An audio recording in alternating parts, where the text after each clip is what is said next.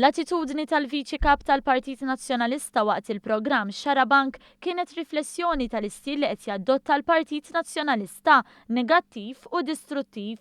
Fenek Adam li ddibatta mal-Ministru Edward Zamit Lewis aġixxa b'dan il-mod sa mill-ewwel battuti. Beppe, 3 miżuri pożittivi dwar il-budget. Ekku, jiena naħseb illi fil-waqt li naħseb dan kien budget illi nesa lill-maġġor parti tal-poplu. Fil-programm Fenek Adam reġa' kritika l-iskema ta' ċittadinanza b'investiment li minna qed jidħlu l-miljuni għal Fond ta' Żvilupp Nazzjonali li huwa mmexxi minn David Kurmi, fond li diġà fih 75 miljun euro.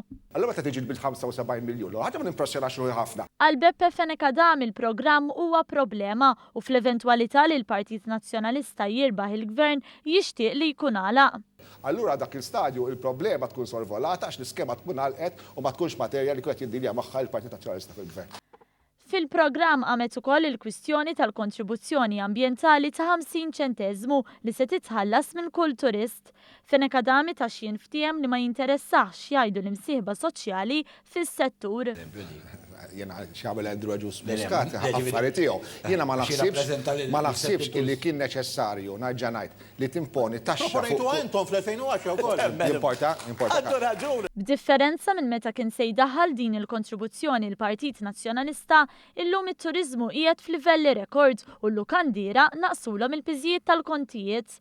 Il-Ministru tat-Turiżmu Edward Zamit Lewis spjega li differenza oħra illi din se tintuża biex jinżammu b'mod aħjar postijiet turistiċi. Diġà, l-unika differenza bejn iż-żewġ partiti illi il-PN dak iż-żmien fl-2010 minflok daħħala olla l-vat fuq l-akkomodazzjoni minn 5-7%.